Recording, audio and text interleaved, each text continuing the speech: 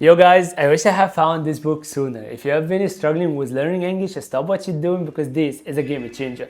So instead of memorizing random grammar rules and vocab and blah blah blah, this book gives you the top 5,000 most used sentences in English. Imagine having real life ready to use sentences at your fingertips. Exactly how native speakers talk. And the best part, it comes with audio recording in an American accent, so you can easily practice pronunciation and sound natural. And here is the cherry on top.